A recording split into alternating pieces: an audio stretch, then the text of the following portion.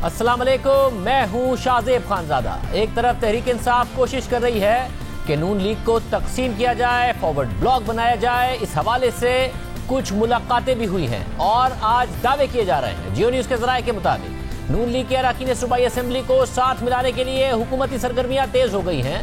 दो मुख्तलिफ इशाइयों में नून लीग और तहरीक इंसाफ के रहनुमाओं ने शिरकत की है और इस हवाले से तहरीक इंसाफ के रहनुमा यूनुस अंसारी ने दावा किया है कि नून लीग के 35 से 40 अरकान तहरीक इंसाफ के साथ हैं। नून लीग का फॉरवर्ड ब्लॉक बहुत जल्द सामने आएगा, ये उनकी तरफ से दावा किया गया है।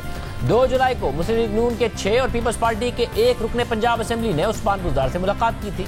इससे पहले 10 मार्च को भी इन्हीं अरकान ने वज़ीर आला पंजाब से मुलाकात की थी और गुज़िश्ता साल जून में नून लीग के 17 अरकान ने वज़ीर आज़म इमरान खान से मुलाकात की थी। तो नून लीग ने दावा किया फिर कि कहाँ है वो नून लीग की टूट फूट और नाराज अरकान जिसका तहरीक इंसाफ दावा करती थी, उनमें इजाफा क्यों नहीं हो रहा, नून लीग क्यों नहीं टूट रही। और अब तहरीक इंसाफ ये दावा कर रही है कि नून लीग से फॉरवर्ड ब्लॉक बनने वाला है। एक ऐसे वक्त में जब -1 की बातें हो रही थी हुकूमत के बारे में, अब हुकूमत नून लीग में फॉरवर्ड ब्लॉक की बातें कर रही है। दूसरी तरफ एक नई मुस्लिम लीग के क़याम की बात हो रही है जिसमें तमाम मुस्लिम लीग के धरने हों।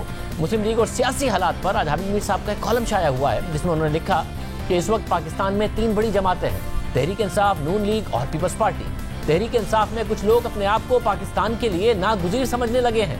2 साल की मायूस कुन कारकर्दगी के बावजूद अपोजिशन जमातें तहरीक इंसाफ को टफ टाइम देने में नाकाम हैं। हामिद मीर ने अपने कॉलम में मजीद लिखा कि सूरत हाल में कुछ पुराने मुस्लिम लीगियों ने इस तजवीज़ पर गौर शुरू कर दिया है कि क्यों ना नून लीग, काफ लीग और मुस्लिम लीग फंक्शनल और दीगर छोटे ग्रुपों को मुत्तहिद करके एक नई मुस्लिम लीग बनाई जाए। पार्टी को शख्सियात के ताबे नहीं बनाया जाए बल्कि शख्सियात को पार्टी के ताबे बनाया जाए। तो कुछ बड़े लोगों की यह गलतफहमी बड़ी जल्दी दूर हो जाएगी जो समझने लगे हैं कि मेरा कोई मुतबादिल नहीं। नई मुस्लिम लीग बनाने पर गौर की बात हो रही है जो कि इस कॉलम में की गई। मुस्लिम लीग की एक तारीख है, ये माजी में किंग्स पार्टी रही है जो किसी ना किसी सूरत में इक़्तिदार का हिस्सा रही है। किसी ने इसे इक़्तिदार तक पहुँचाने का ज़रिया बनाया, पहुंचने का जरिया बनाया और कभी किसी ने अपने इक़्तिदार को कायम रखने के लिए इस जमात को इस्तेमाल किया। बार बार के मार्शल लॉ में ये जमात इस्तेमाल हुई है और इस जमात के ग्रुप्स बनाए गए। पाकिस्तान बनने और कायदे आज़म के इंतकाल के बाद मुस्लिम लीग टूट फूट का शिकार होती रही। 1970 तक मुस्लिम लीग के कई ग्रुप्स बने। 1973 में मुस्लिम लीग के धड़ों को मुत्तहिद करने की कोशिश हुई। मुस्लिम लीग काउंसिल और मुस्लिम लीग कन्वेंशन को मिलाकर मुस्लिम लीग फंक्शनल बनाई गई। इसकी सरबराही पीर पगारा को मिली।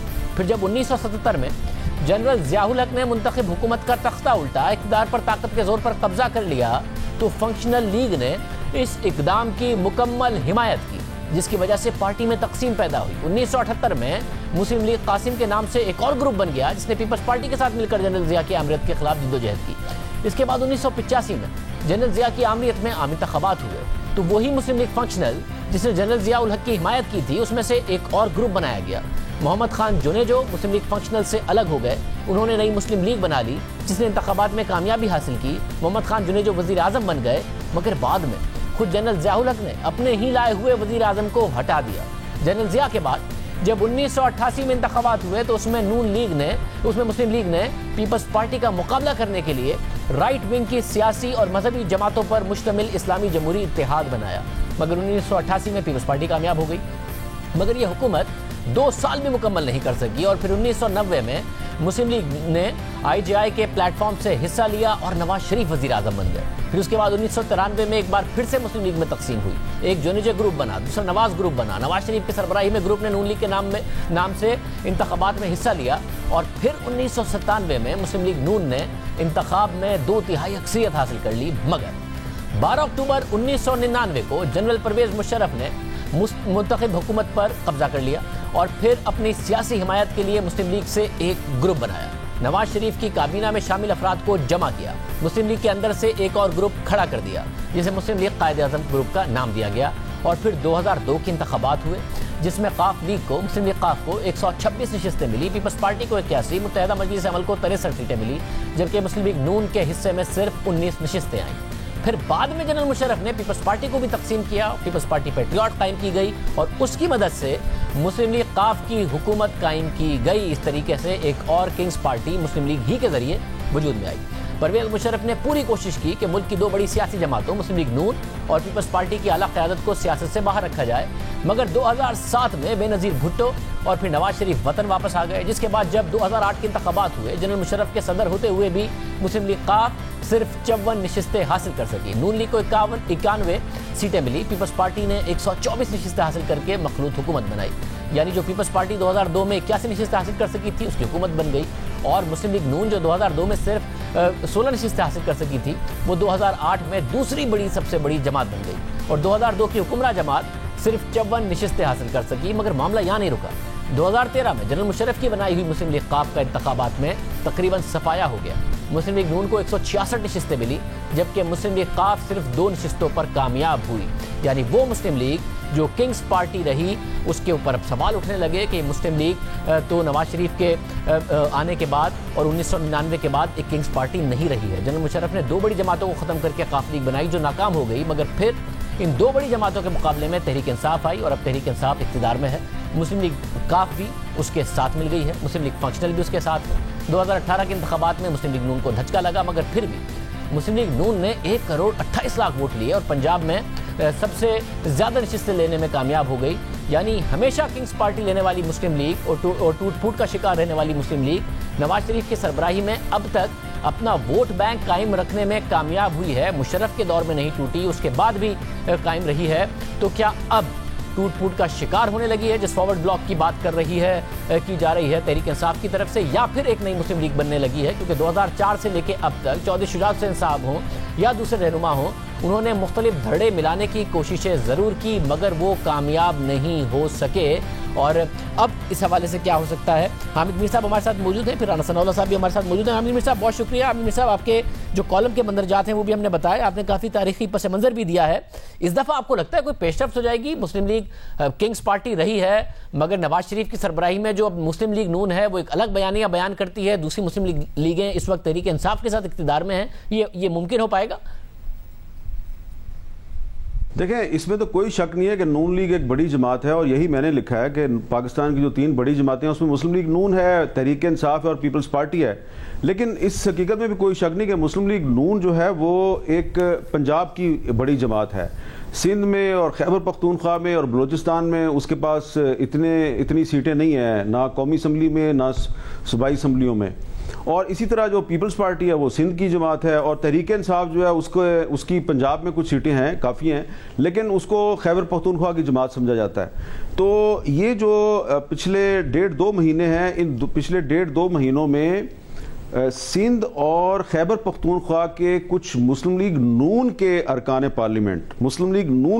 پارلیمنٹ جن کا تعلق سندھ اور خیبر پختونخوا سے ہے، انہوں نے اپنی پارٹی کے اندر یہ گفتگو شروع کی ہے، اور جو سینئر لیڈرز ہیں ان کے ساتھ یہ بات چیت شروع کی ہے کہ پیپلز پارٹی سندھ تک محدود ہو چکی ہے اور تحریک انصاف جو ہے اس کی پاپولیرٹی کا گراف نیچے چلا گیا ہے۔ اس صورتحال میں مسلم لیگ نون کو چاہیے کہ وہ قاف لیگ کے ساتھ اور جو فنکشنل لیگ ہے اور کچھ مسلم لیگ کے چھوٹے گروپس ہیں ان کے ساتھ اتحاد کر کے ایک قومی جماعت بن کے سامنے آئے، کیونکہ اگر یہ اتحاد ہوگا تو فنکشنل لیگ کے ساتھ اتحاد کا مسلم لیگ نون کو فائدہ ہوگا سندھ میں، اور اگر قاف لیگ کے ساتھ اتحاد ہوگا تو اس کا فائدہ ان کو خیبر پختونخوا میں بھی ہو سکتا ہے اور بلوچستان میں بھی ہو سکتا ہے، اور اگر کچھ اور گروپوں کے ساتھ اتحاد ہو جائے تو اس کو پنجاب میں بھی فائدہ ہو سکتا ہے۔ تو یہ جو بنیادی طور پہ اس میں یہ بات طے ہے کہ جو ایک نئی یونائٹڈ مسلم لیگ ہوگی اس کے قائد تو نواز شریف ہی ہوں گے، اور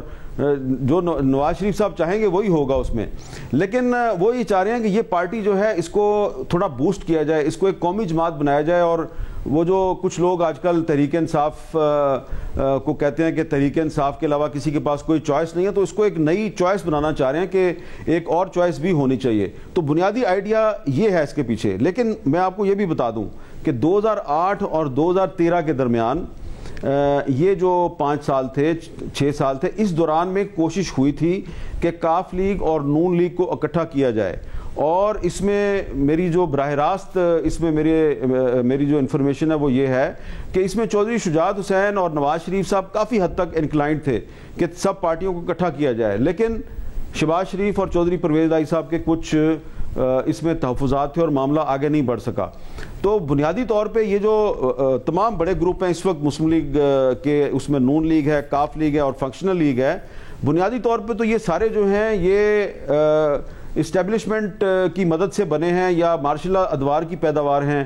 جو مسلم لیگ نون ہے, آپ کو یاد ہوگا جب 1988 میں ضیاء الحق نے محمد خان جنیجو کی حکومت برطرف کی تھی تو اس وقت نواز شریف صاحب نے ضیاء الحق کا ساتھ دیا, لہٰذا جنیجو گروپ علیحدہ ہو گیا, نواز شریف گروپ علیحدہ ہو گیا.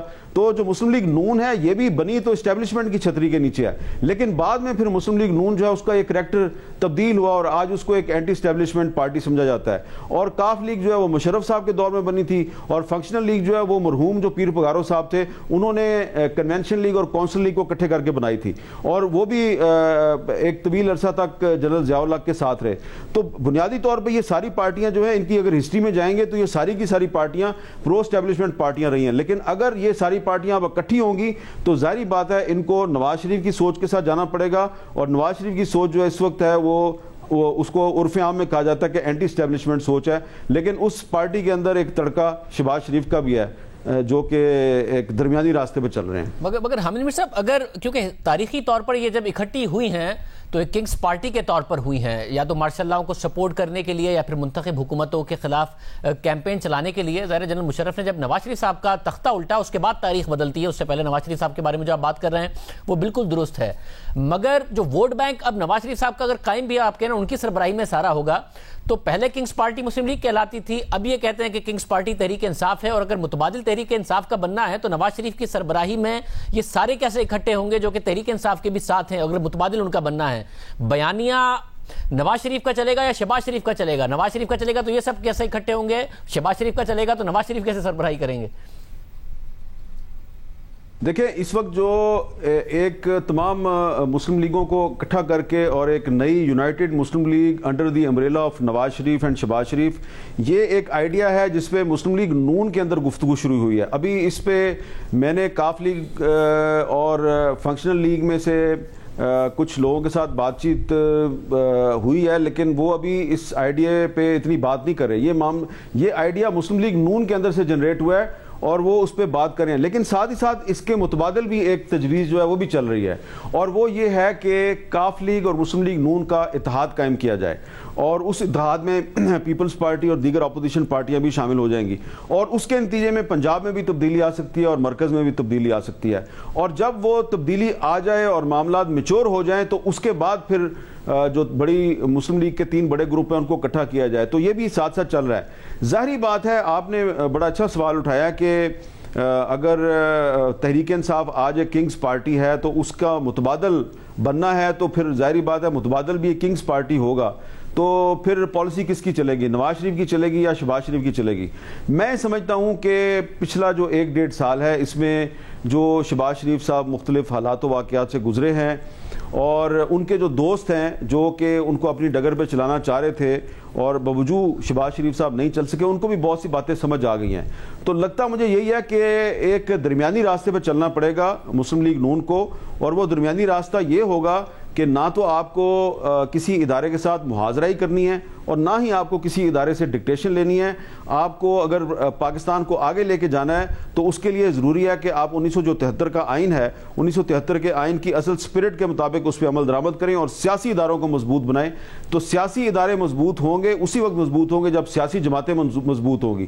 تو اگر آپ سیاسی جماعت کو مضبوط بنائیں تو میں سمجھتا ہوں کہ وہ ایک درمیانی راستہ ہے, اور جب مضبوط سیاسی جماعت کا مطلب یہ نہیں ہے کہ آپ کسی ریاستی ادارے کے ساتھ محاذرہ کریں. مضبوط سیاسی جماعت کا مطلب یہ ہے کہ آپ کی پارٹی کے اندر ڈیموکریسی ہونی چاہیے, ایک مینیفیسٹو جو ہے اس پہ آپ کو چلنا چاہیے, کسی شخصیت کا تابع نہیں بننا چاہیے, پارٹی کو کسی شخصیت کا تابع نہیں ہونا چاہیے, شخصیات کو پارٹی کا تابع ہونا چاہیے, تبھی آپ پاکستان کو آگے لے جا سکتے ہیں. اور یہی اصل راستہ ہے جس پہ چلتے ہوئے تمام پولیٹیکل پارٹیز اپنے آپ کو مضبوط کر سکتی ہیں اور پاکستان میں جمہوریت کو بھی مضبوط کر سکتی ہیں. مجھے آخر میں بتا دیں, مسلم لیگ اگر یہ پلان کر رہی ہے, آپ نے کہا نون لیگ کے اندر یہ ہو رہا ہے, تحریک انصاف ایک الگ پلان کر رہی ہے اور فارورڈ بلاک بنانے کی کوشش کر رہی ہے, اور کہہ رہے ہیں کہ اب 30 سے 40 جو نون لیگ کے رہنما ہیں الیکٹڈ آفیشلز وہ ان کے ساتھ ہیں اور فارورڈ بلاک بننے والا ہے. آپ کو لگ رہا ہے کہ اب فائنلی تحریک انصاف کامیاب ہو سکتی ہے فارورڈ بلاک بنانے میں؟ دیکھیں اس فارورڈ بلاک کی وجہ جو ہے وہ یہ ہے کہ خاص طور پہ پنجاب میں وزیر اعلیٰ کی تبدیلی کے بارے میں بڑی گفتگو ہو رہی ہے، اور پہلے تو جو وزیر اعلیٰ صاحب تھے ان کو عمران خان صاحب کے ساتھ ساتھ پرویز الہی صاحب کی بھی تائید حاصل تھی۔ اب جب سے پرویز الہی صاحب کے مرکزی حکومت کے ساتھ کچھ اختلافات کھل کے سامنے آئے ہیں تو عثمان بزدار صاحب نے یہ کوشش شروع کر دی ہے کہ وہ نہ صرف مسلم لیگ نون میں سے کچھ اپنے لیے سپورٹرز تلاش کریں بلکہ انہوں نے پیپلز پارٹی میں بھی کوشش کی ہے۔ تو ابھی جن لوگوں کے نام میڈیا میں آئے ہیں وہ لوگ ایک یا دو دفعہ نہیں ملے عثمان بزدار صاحب کو، 8-10 مرتبہ مل چکے ہیں۔ تو یہ کمزوری کی نشانی ہے۔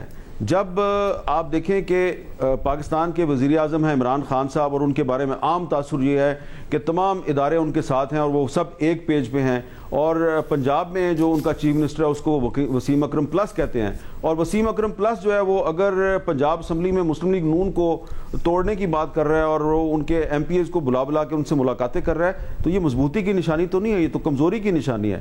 تو جب کوئی فارورڈ بلاک بنانے پہ آ جائے اور ہارس ٹریڈنگ پہ اتر آئے تو اس کا مطلب ہے کہ معاملہ کچھ گڑبڑ نہیں، بہت زیادہ گڑبڑ ہے۔ بہت شکریہ حامد میر صاحب ہمارے ساتھ موجود تھے۔ رانا ثناء اللہ صاحب ہمارے ساتھ موجود ہیں۔ رانا ثناء اللہ صاحب کابینہ میں شہباز شریف کے قریب رہے پنجاب میں، بیانیے میں نواز شریف کے قریب ہیں اور صدر ہیں نون لیگ پنجاب کے، تو فارورڈ بلاک بن رہا ہے، نون لیگ میں کیا ہو رہا ہے سب ان سے ہم پوچھ سکتے ہیں۔ رانا ثناء اللہ صاحب بہت شکریہ۔ رانا صاحب کیا نون لیگ یہ سب سوچ رہی ہے کہ دوسری مسلم لیگوں کو ملایا جائے، ایک پارٹی اس طریقے سے بنائی جائے، متبادل تحریک انصاف کا بنے؟ دیکھیں، میں نے حامد میر صاحب کی جو ہے وہ گفتگو یا ان کا انالیسس جو ہے وہ سنا ہے، میں کافی حد تک اس سے اتفاق کرتا ہوں، کیونکہ یہ ہمیشہ ہر الیکشن میں بلکہ ایون جب مسلم لیگ نون اقتدار میں تھی تو اس وقت بھی یہ بات صوبہ سندھ میں، کے پی کے میں اور بلوچستان میں یہ بات ہوتی رہتی تھی کہ وہاں پہ جو چھوٹے گروپس ہیں ان کے ساتھ مسلم لیگ مل کے یا ان کو ساتھ ملا کے جو ہے وہاں پہ بھی ایک مؤثر قوت جو ہے وہ بن سکتی ہے، اور جب مؤثر قوت سندھ میں بنتی ہے تو یقیناً پھر پیپلز پارٹی کے اگینسٹ بنتی ہے، اگر کے پی کے میں بنتی ہے تو یقیناً پی ٹی آئی کے خلاف بنتی ہے، اور اگر بلوچستان میں بنتی ہے تو پھر ان فورسز کے خلاف بنتی ہے جو فورسز جو ہے وہ اس وقت بی اے پی کے نام سے جو ہے وہ اس وقت متحد ہیں۔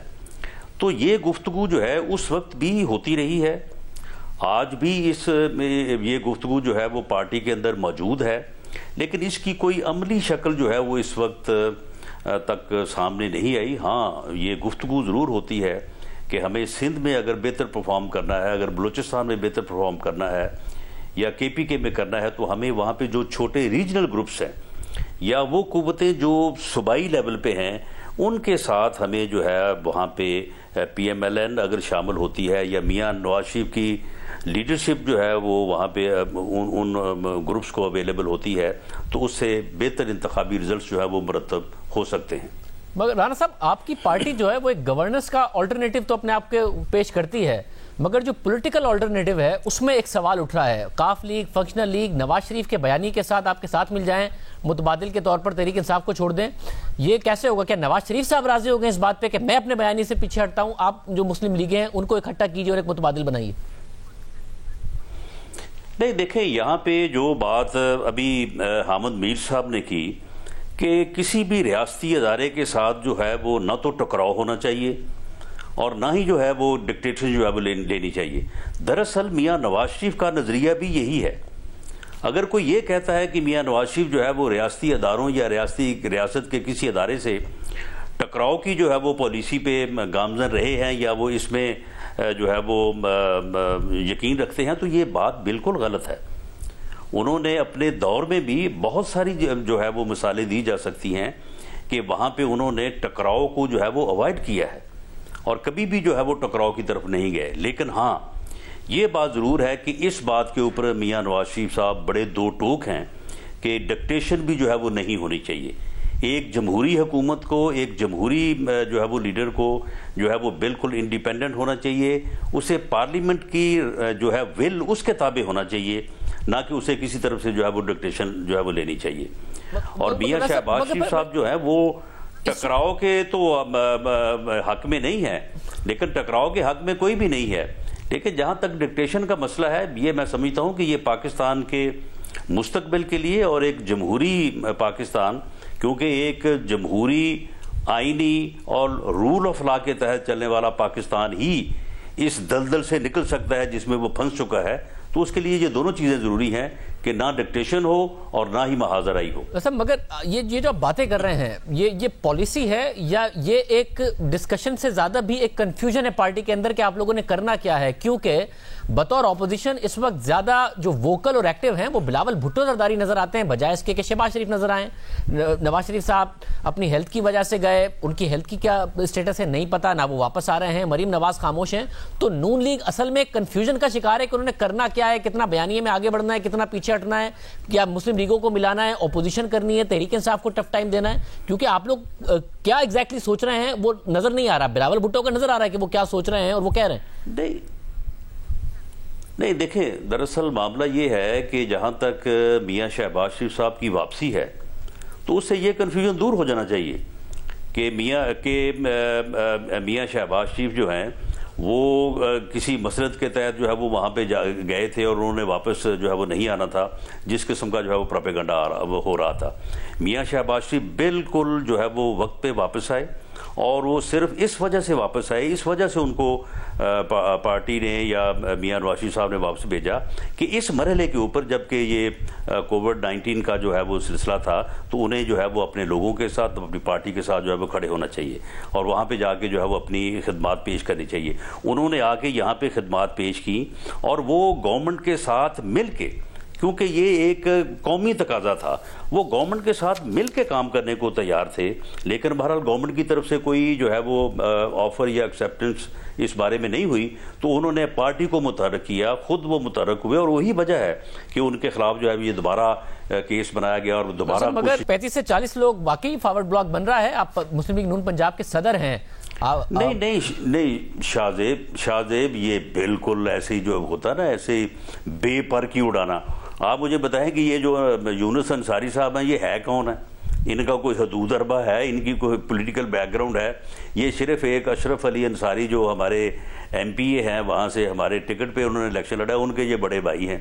ہم نے ان کو ٹکٹ دیا الیکشن لڑنے کے لیے صوبائی, وہ الیکشن لڑے بھی اور یہ جو ہے وہ ہمارے ہی کینڈیڈیٹ جو اپنا عثمان انصاری صاحب ہیں ان کے خلاف جو ہے یہ وہاں سے این اے کے کینڈیڈیٹ تھے اور یہ بڑی بری طرح سے وہاں سے ہارے.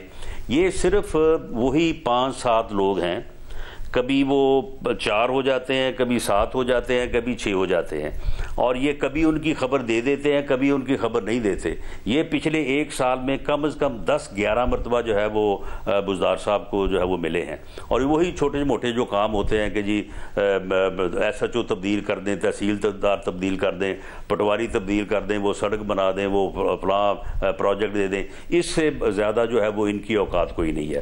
آپ مجھے یہ بتائیں کہ بزدار حکومت کو یا عمران خان کی گورنمنٹ کو کیا کوئی عدم اعتماد کی تحریک کا سامنا ہے؟ کیا ہم کو عدم اعتماد کی تحریک کے اوپر کام کر رہے ہیں؟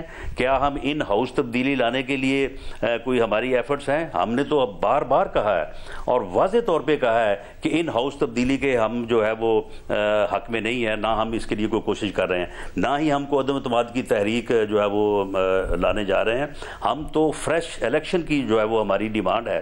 اس وقت مسئلہ تو ان کو یہ ہے, ان کو آٹا ڈکیٹی کا مسئلہ ہے, چینی ڈکیٹی ہے, ادویات کی ڈکیٹی ہے, مہنگائی ہے, لوگوں کا 2 وقت کی روٹی کھانا جو ہے وہ مشکل ہو گیا ہے, ہر طرف بحران ہے, کوئی جو ہے وہ ڈیولپمنٹ نہیں ہو رہی. یعنی گورنمنٹ کو نااہلی کا اور نالائکی کا سامنا ہے.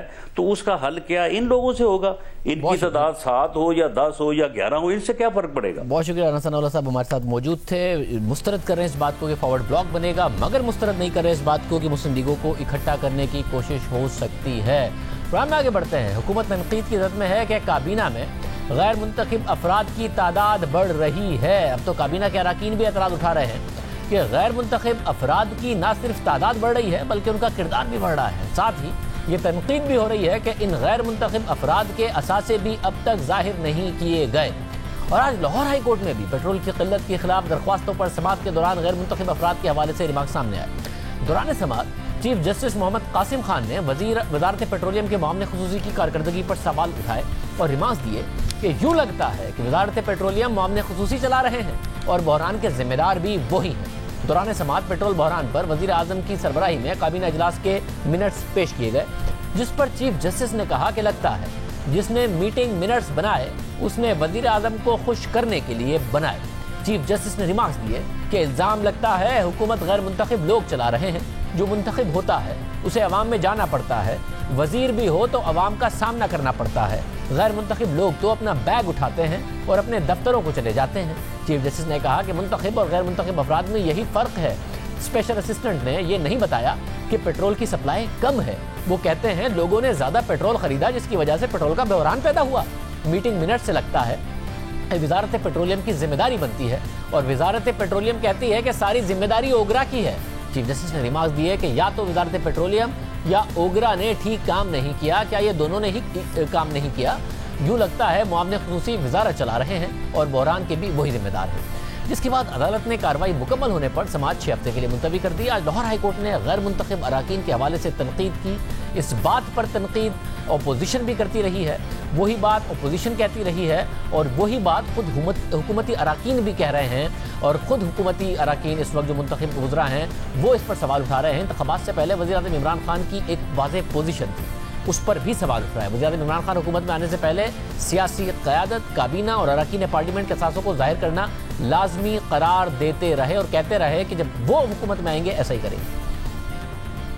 The leadership, and I'm talking about the cabinet, the members of parliament, the leadership must declare their assets, and it should be put on the website. Tehreek-e-Insaf is the only party, all the central leadership have declared their assets, their taxes, and they put it on the website. حکومت میں آنے کے بعد اب صرف opposition ہی نہیں بلکہ ان کے ساتھ ساتھ کابینہ کے اراکین بھی اعتراض اٹھا رہے ہیں کہ غیر منتخب افراد کے اثاثوں کی تفصیلات سامنے آنی چاہیے۔ ان میں وفاقی وزیر غلام سرور خان بھی شامل ہیں۔ انہوں نے 19 مئی کو عادل شاہ زیب سے بات کرتے ہوئے یہ بات کہی تھی اور کہا تھا کہ کابینہ میں ایسے لوگ ہیں جنہیں میں تک نہیں جانتا، ان کے اثاثے ظاہر کیے جائیں۔ تمام جو معاون خصوصی ہیں انہیں بھی اپنے ایسٹس ڈکلیئر کرنے چاہیے۔ یہ گرے ایریا ہے ہمارا، اس بات پہ انگلی اٹھتی ہے ہم پہ، ہماری کیبنٹ پہ انگلیاں اٹھتی ہیں کہ اس میں ایسے لوگ بھی بیٹھے ہیں جن کی ڈیول نیشنلٹی ہے۔ لوگ ہم سے بھی بات پوچھتے ہیں اور بحیثیت ایک پارلیمنٹیرین اور ایک فیڈرل کیبنٹ میں بیٹھے ہوئے، میری کیبنٹ میں ایسے لوگ بیٹھے ہیں جنہیں میں نہیں جانتا، جن کے ویئر اباؤٹس مجھے نہیں پتا، جن کے ویئر اباؤٹس آپ کو نہیں پتا، جن کے ویئر اباؤٹس کسی پاکستانی کو نہیں پتا، اور وہ کیبنٹ میں بیٹھا ہے۔ ایسے لوگوں کو اپنی تھوڑی سی وضاحت بھی کرنی چاہیے، اپنا بیک گراؤنڈ بھی بتانا چاہیے، اپنے ایسٹس بھی ڈکلیئر کرنے چاہیے، اپنا سورس آف انکم بھی بتانا چاہیے۔ ہم نے دیکھا ہے، پاسٹ میں بھی دیکھا ہے کہ لوگ آئے بیگ اٹھا کے واپس چلے گئے۔ ہم لوگوں کو تو پھر لوگوں کے پاس جانا ہوتا ہے، ہم اکاؤنٹیبل بھی ہیں، ہم آنسریبل بھی ہیں، ہماری اکاؤنٹیبلٹی لوگ بھی کرتے ہیں، ہماری اکاؤنٹیبلٹی ادارے بھی کرتے ہیں۔ اس بات کا جواب عوام بھی اگر مجھ سے چاہے تو میں نہیں دے سکتا کہ یہ لوگ ہیں کون، ان کا بیک گراؤنڈ کیا ہے اور کہاں سے یہ آئے ہیں اور کن وجوہات کی بنیاد پہ آئے ہیں۔ پھر وزیر اعظم عمران خان نے 21 مئی کو کابینہ کے اجلاس میں اپنے معاونین خصوصی کو اثاثے ظاہر کرنے کی ہدایت کی، جس کے بعد وزیر اطلاع شبلی فراز نے اپنے 28 مئی کی نیوز کانفرنس میں بھی کہا تھا کہ وزیر اعظم معاونین خصوصی کو 15 دنوں میں اثاثے ظاہر کرنے کی ہدایت کر چکے ہیں۔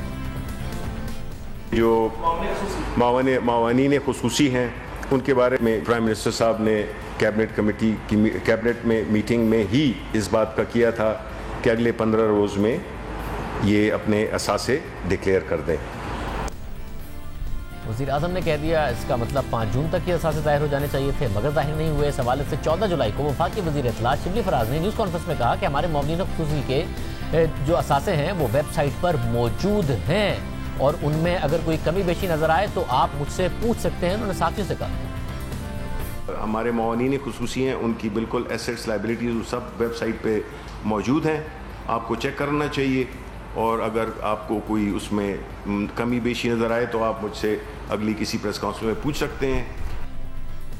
شبلی فراز کے اس بیان کو 3 دن ہو گئے ہیں۔ ہم نے غیر منتخب افراد کے اثاثوں کی تفصیلات وزیر اعظم ہاؤس کی ویب سائٹ پر تلاش کی، کیبنٹ ڈویژن کی ویب سائٹ پر تلاش کی، مگر ہمیں یہ تفصیلات نہیں ملی۔ مطلوبہ ویب سائٹ سے متعلق ہم نے شبلی فراز صاحب سے بھی معلومات مانگی، مگر ان کی طرف سے 3 دن سے کوئی جواب نہیں آیا۔ گزشتہ روز پھر وزیر مملکت برائے پارلیمانی امور علی محمد خان نے ارشد شریف صاحب کے پوچھنے پر بتایا کہ انہوں نے کیبنٹ سیکرٹری سے اس حوالے سے پوچھا تو کیبنٹ سیکرٹری نے انہیں بتایا کہ ان کے پاس معلومات آ گئی ہیں, جیسے ہی وزیر اعظم ہاؤس سے ڈائریکشن آ جائے گی تو پھر ویب سائٹ پر اپڈیٹ کر دیا جائے گا. تو کیبنٹ سیکرٹری صاحب سے میں نے آج پوچھا ہے اور کیبنٹ سیکرٹری صاحب نے مجھے انفارم کیا ہے کہ پاس تمام کی انفارمیشن آ گئی ہے اور جلدی جیسی پرائم منسٹر آفس سے ان کو اس کا ایک ڈائریکشن آ جائے گی تو اس کے ایک ویب سائٹ پہ بھی ڈال دیں گے. تمام انفارمیشن جو ایڈوائزرز ہیں یا ایس اے پی ایمز ہیں ان کو آ گئی ہیں. وزیر اعظم کی ہدایت کو 2 ماہ ہونے والے ہیں. شبلی فراز صاحب کی دعوے کو 3 دن ہونے والے ہیں. علی محمد خان صاحب کے بیان کو 24 گھنٹے ہو گئے ہیں. تفصیلات ابھی تک سامنے نہیں آئی ہیں. پروگرام میں بڑی شامل کریں.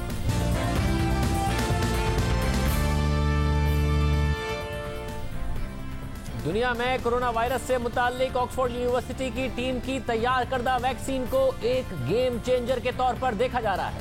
آکسفورڈ یونیورسٹی کی ٹیم اور برطانوی فارماسیوٹیکل کمپنی کے اشتراک سے اس ویکسین پر رواں سال کے آغاز میں کام شروع ہوا اور اب یہ اپنے فیز 3 میں داخل ہو چکی ہے, یعنی فائنل اسٹیج میں, جس میں مختلف ممالک کے ہزاروں افراد پر اس ویکسین کا ٹرائل کیا جائے گا. اس ٹیم کی سربراہی کرنے والی سارا نامی خاتون سائنسدان نے اس امید کا اظہار کیا ہے کہ یہ ویکسین متاثرہ لوگوں کو وائرس سے بچانے کے لیے 80% کارآمد ثابت ہو سکتی ہے اور امید کی جا رہی ہے کہ اسی سال کے آخر میں یہ ویکسین مارکیٹ میں دستیاب ہو سکے گی اور یہ دستیابی 2 ارب کے قریب ڈوزز کے ساتھ ہو سکتی ہے. 2 ارب ویکسینز, یہ بہت بڑی اور مثبت پیش رفت ہے ایک ایسی صورتحال میں جہاں دنیا بھر میں کرونا وائرس کے مریضوں کی تعداد 1 کروڑ 33 لاکھ سے زیادہ ہو چکی ہے. 5,79,000 سے زائد لوگ ہلاک ہو چکے ہیں اور 74 لاکھ سے زائد لوگ صحتیاب بھی ہوئے ہیں. عالمی سطح پر کورونا سے صحتیاب ہونے کی شرح 55% سے زائد ہے. دوسری طرف پاکستان میں کورونا وائرس کے کیسز میں کمی آنے کے ساتھ ساتھ صحتیاب ہونے والوں کی تعداد بڑھتی جا رہی ہے. پاکستان میں کورونا کے 2,57,000 سے زائد مریضوں میں سے 1,78,000 سے زائد لوگ صحتیاب ہو چکے ہیں, یعنی 69% سے زائد لوگ, جبکہ مجموعی پازیٹیو ریٹ 15.61% ہے, جبکہ اموات کی مجموعی تعداد 5,426 ہے جو کل کیسز کا 2.1% بنتی ہے.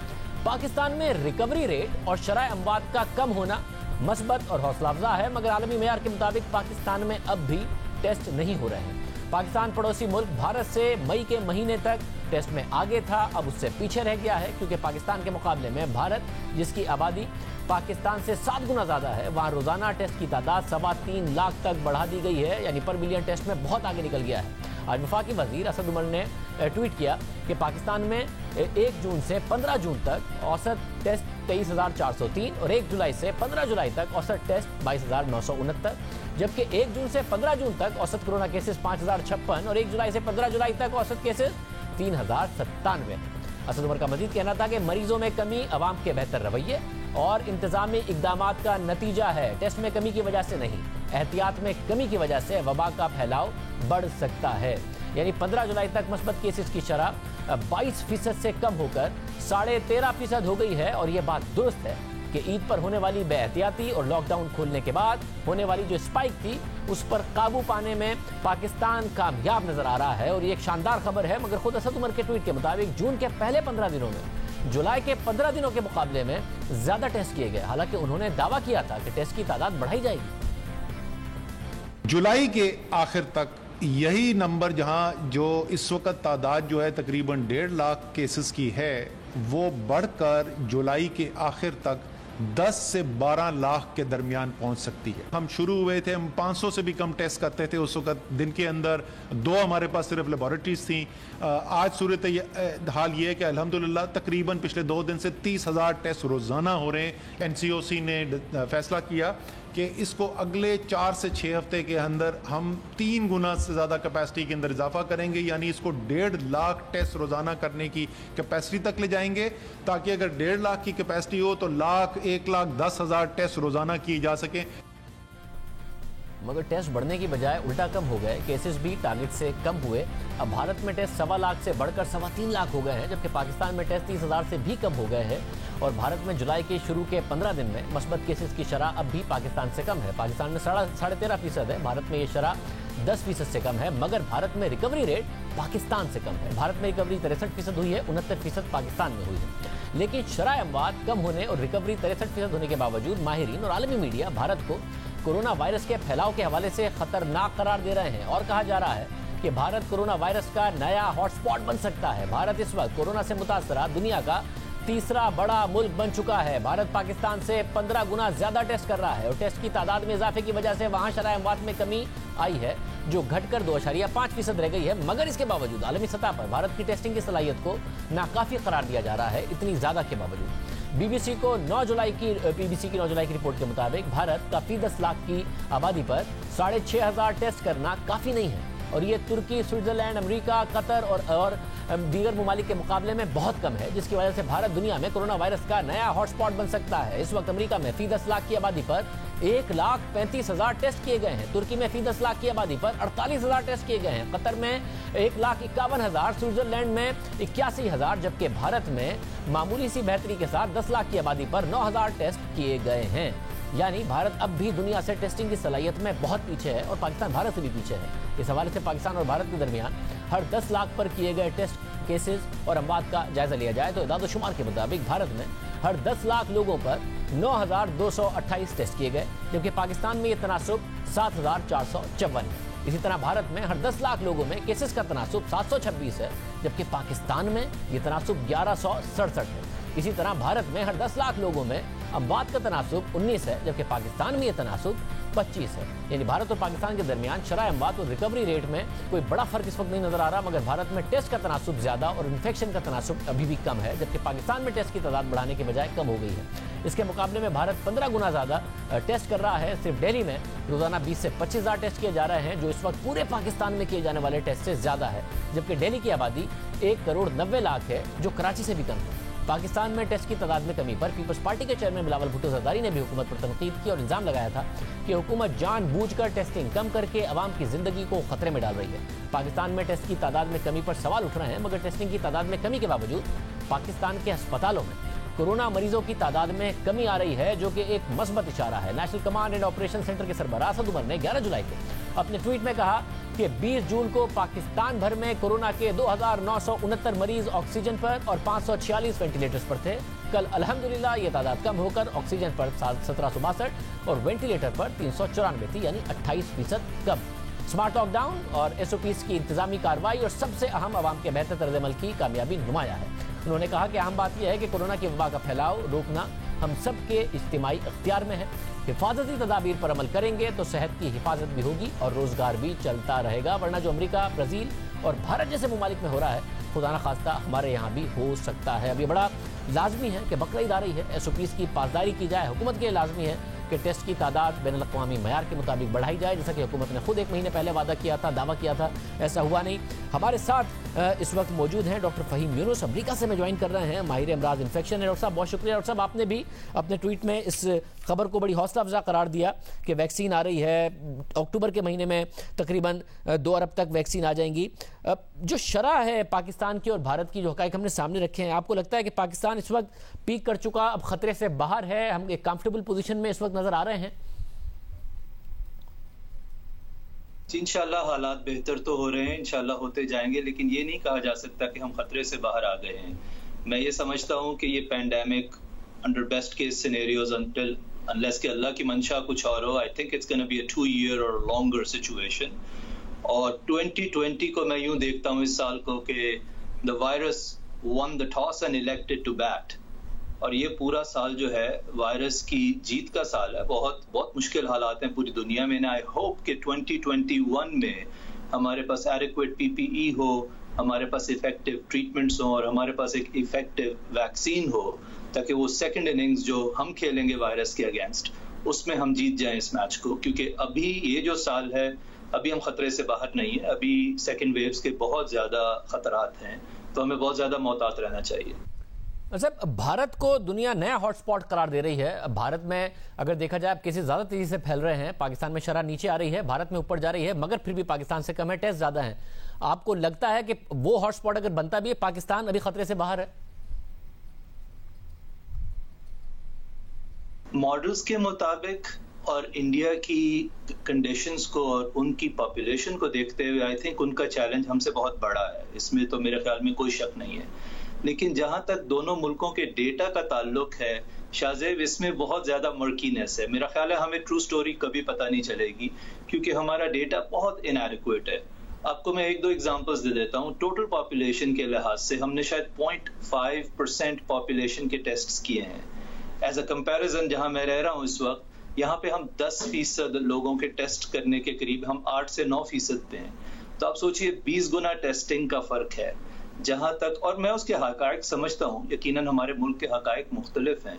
جہاں تک اموات کا تعلق ہے اس پہ بھی مجھے تو کبھی تسلی نہیں ہوئی ان نمبرز پہ، کیونکہ دیکھیں سائنس ریپروڈیوسیبل ہوتی ہے. سائنس میں تھوڑا بہت فرق آ سکتا ہے ایک وائرس میں، لیکن اتنا بڑا فرق نہیں ہوتا کہ ہمارے اموات کی شرح میں ہماری اموات ایران سے 5 سے 6 گنا کم ہو، جو کہ ہمارا ہمسایہ ملک ہے، اور ایران کی اموات اسپین سے 5 سے 6 گنا کم ہو. تو اتنی بڑی ویریشن، 10 سے 20 گنا کی ویریشن عام طور پہ تب آتی ہے جب ڈیٹا انیڈیکویٹ ہوتا ہے. اس لیے میرا خیال ہے کہ ہماری ڈیٹا سٹوری انکمپلیٹ رہے گی ہمیشہ کے لیے. بہت دیر کے بعد کبھی ہم سرویلنس سٹڈیز کریں گے تو ہمیں ایکچوئل اموات کا اندازہ ہوگا، لیکن ابھی ہم وہ نہیں کر سکتے. اور صاحب اگر ہاسپٹلس میں وینٹیلیٹر پر لوگ کم ہیں، اب ذرا ٹیسٹ زیادہ کرنے کو دنیا کہتی ہے، ٹیسٹ ہمارے الٹا کم ہو گئے ہیں، تو پھر ڈیٹا کی ایکوریسی کے لیے اور کیا پاکستان کو اسٹریٹجی اپنانی چاہیے؟ جی میں آپ کو یہ بتا سکتا ہوں کہ اور ملک کیا کر رہے ہیں. پہلی نمبر بات یہ ہے کہ ٹیسٹنگ کی اویلیبلٹی، جس کا مطلب ہے کسی بھی شخص کو بخار ہے، کھانسی ہے، سر میں درد ہے، بہت زیادہ نقاہت ہے، کمزوری ہے، ڈائریا ہے، اسکن پہ ریش ہے، یہ وہ سارے سمٹمز ہیں جو اس وقت کووڈ کے ہیں. اگر ایک شخص جا سکے اور بغیر کسی پیسے دیے وہ اپنا ٹیسٹ کروا سکے اور اس کو کوئی خوف نہ ہو کہ اس ٹیسٹ کے بعد میری زندگی پہ کوئی فرق نہیں پڑے گا، جب آپ یہ سسٹم اسٹیبلش کرتے ہیں تو نمبر 1 ایک پل ایفیکٹ ہوتا ہے. بہت سارے وہ لوگ جو سمٹومیٹک ہیں، جو ہمیں بتا نہیں رہے، وہ خود بخود آئیں گے اور آپ کے ٹیسٹ بڑھ جائیں گے. نمبر 2، جو شخص ہسپتال میں داخل ہو وہ کسی بھی وجہ سے ہو، اس کا ٹیسٹ ہونا چاہیے. نمبر 3، آپ کے جتنے جیل ہیں، جتنے سکولز ہیں، ایسی جگہیں جہاں پہ بہت زیادہ لوگ اکٹھے رہتے ہوں، وہاں میس ٹیسٹنگ ہونی چاہیے. جب آپ یہ 3 سٹیپس کریں گے تو آپ کو وہ پازیٹیوٹی مل جائے گی کہ جس کے بعد آپ کانٹیکٹ ٹریسنگ کرتے ہیں. جہاں پہ آپ کو ایک ٹیسٹ ملتا ہے اس کے بعد آپ 10 سے 20 ٹیسٹ اور کرتے ہیں ان لوگوں کے جو اس شخص کے قریب رہے پچھلے کچھ دن میں. تو یہ طریقہ ہے اس کو پروسیس کرنے کا. بہت شکریہ. ڈاکٹر فہیم یونس ہمارے ساتھ موجود تھے. احتیاط لازمی ہے، بقرعید آ رہی ہے، آپ سب نے احتیاط کرنی ہے. ابھی پاکستان کی سچویشن بہتر ہے. پروگرام ایک بریک، اگلی خبر پر بات کریں گے. جسٹس قاضی فائز عیسیٰ کو قتل کی دھمکی دینے والے ملزم افتخار الدین مرزا کو ضمانت ملے گی یا نہیں، انسدادی دہشت گردی کی عدالت نے فیصلہ محفوظ کر لیا ہے. آج عدالت میں ملزم کی درخواست ضمانت کی سماعت ہوئی. درخواست گزار کی وکیل نے عدالت سے کہا کہ افتخار الدین مرزا نے تنقید کی تھی، کسی کو دھمکی نہیں دی تھی. افتخار الدین کو دل کی بیماری ہے، عدالت ضمانت پر رہا کرنے کا حکم دے. اس پر ایف آئی اے نے عدالت سے ملزم کی درخواست ضمانت مسترد کرنے کی درخواست کی، جس کے بعد عدالت نے فیصلہ محفوظ کر لیا. سپریم کورٹ گزشتہ روز ملزم افتخار الدین مرزا پر فرد جرم عائد کر چکی ہے اور گزشتہ روز جسٹس قاضی فائز عیسیٰ کی اہلیہ نے بیان حلفی جمع کرایا تھا، جس پر عدالت نے اٹارنی جنرل سے جواب طلب کیا تھا. جسٹس عیسیٰ کی اہلیہ کے بیان حلفی کے مطابق میں 24 جون کو اپنے شوہر کو دی گئی قتل کی دھمکی کی شکایت درج کرانے گئی. 2 جولائی کو میں نے اپنے وکیل کے ذریعے چیف جسٹس اور کیس سننے والے جج کو ایک خط بھیجا، لیکن وہ خط قبول نہیں کیا گیا اور کہا گیا کہ درست طریقے سے بھیجیں. سرینہ عیسیٰ نے بیان حلفی میں مزید لکھا کہ کیونکہ سچ کا پتہ لگنے نہیں دیا جائے گا، اس لیے میرے پاس یہ سوالات اٹھانے کے علاوہ کوئی چارہ نہیں ہے. انہوں نے پہلا سوال یہ اٹھایا کہ تھانہ سیکریٹریٹ کی جانب سے ایف آئی آر کیوں درج نہیں کی گئی. دوسرا سوال یہ کہ کیا ملک میں ہر ایف آئی آر وزیر داخلہ سے ہدایت لینے کے بعد کاٹی جاتی ہے جیسا کہ مجھے بتایا گیا. تیسرا سوال، میری درخواست کو معمولی جرم سمجھ کر ایف آئی اے کو کیوں بھیج دیا گیا، دہشت گردی کے بڑے جرم کو نظر انداز کیا گیا. اگلا سوال یہ کہ ایف آئی اے کے مطابق میری درخواست 25 جون کو موصول ہوئی تو پرچہ 29 جون کو کیوں کاٹا گیا، یہ دیر کیوں ہوئی. ایف آئی اے نے تب ہی ایف آئی آر کاٹی جب اسے معلوم ہوا کہ سپریم کورٹ نے معاملے کا نوٹس لے لیا ہے. دہشت گردوں کو کیوں بچایا گیا. مجھے یوٹیوب سے معلوم ہوا ہے کہ وہ شخص جس نے سپریم کورٹ کے جج کو قتل کرنے کی دھمکی دی وہ نہ ڈرا، نہ چھپا اور نہ ہی بھاگا. کیوں؟ 8واں سوال یہ کیا کہ قتل کی دھمکی دینے والا شخص 26 جون کو سپریم کورٹ آیا، اسے وہاں گرفتار کیوں نہیں کیا گیا. 9واں سوال یہ کہ یوٹیوب چینلز نے رپورٹ کیا کہ جب دھمکی دینے والا شخص سپریم کورٹ آیا تو وہ پرسکون تھا، اس نے چائے پی، اسے تحفظ پروٹوکول دیا گیا. کیا ایسا شخص جس نے سپریم کورٹ کے جج کو قتل کی دھمکیاں دی ہوں اس کے ساتھ ایسے پیش آیا جاتا ہے؟ بیان حلفی میں یہ سوال کیا گیا کہ اس شخص کی وکیل نے عدالت کو بتایا کہ 26 جون کو اس کے موکل کو عدالت نہیں آنے دیا گیا. ایسا کیوں؟ اس لیے کہ اگر وہ اس دن عدالت آ جاتا تو وہ بتا دیتا کہ اس نے ویڈیو کس کے لیے بنائی اگلا سوال یہ کیا گیا کہ اگر اسے فوری طور پر گرفتار کر لیا جاتا، اس کے کمپیوٹر، موبائل اور کیمرہ اپنی تحویل میں لے لیے جاتے تو اسے وہ تمام معلومات مٹانے کا موقع نہ ملتا جس سے پتہ چلتا کہ وہ کس کے لیے کام کرتا تھا۔ کیوں ایک دہشت گرد کو یہ اہم ترین معلومات مٹانے کے لیے 6 دن دیے گئے؟ قاضی فائزہ کی اہلیہ نے سوال اٹھایا کہ کیوں سپریم کورٹ کے 17 اور دیگر ہائی کورٹس کے ججز میں سے میرے ہی شوہر کو چنا گیا؟ کیا یہ اتفاق ہے؟ سرینا عیسیٰ نے بیان حلفی میں یہ سوال کیا کہ میں نے اپنی پولیس کو دی گئی درخواست میں شبہ ظاہر کیا کہ میرے شوہر کو دی گئی دھمکی وحید ڈوگر کی شکایت کا تسلسل ہے۔ مرزا شہزاد اکبر کہہ چکے ہیں کہ وہ عبدالوحید ڈوگر سے ملے تھے، پھر مرزا شہزاد اکبر سے کیوں نہیں سوال کیا گیا؟ عبدالوحید ڈوگر سے سوال کیوں نہیں ہوا؟ میں نے اپنی درخواست میں کہا تھا کہ عبدالوحید ڈوگر جس کے لیے کام کرتا ہے وہی اصل ماسٹر مائنڈ ہے اور اب وہی میرے شوہر کو قتل کرنا چاہتا ہے۔ سرینا عیسیٰ نے بیان حلفی میں سوال کیا کہ میں نے پولیس کو دی گئی اپنی درخواست میں کہا تھا کہ مجھے FIR کی کاپی دی جائے اور مجھے بتایا جائے کہ اس کیس پر کیا پیش رفت ہوئی، 3 ہفتے گزر جانے کے بعد بھی ایسا کیوں نہیں ہوا؟ انہیں یہ سوال بھی کیا کہ کیا میرے اٹھائے گئے سوالات کے جواب ملیں گے یا سپریم کورٹ کے ایک جج کو قتل کی دھمکیاں مکمل تحفظ کے ساتھ دینے کی اجازت ہے؟ اہم بات یہ ہے کہ سرینا قاضی نے بیان حلفی میں لکھا کہ جس طرح سے اس جرم کو ڈیل کیا گیا ہے یہ ثابت کرتا ہے کہ میرے شوہر کو ہٹانے کے لیے ایک براہ راست طریقے کی منصوبہ بندی کی جا چکی ہے۔ ارادی اللہ حافظ۔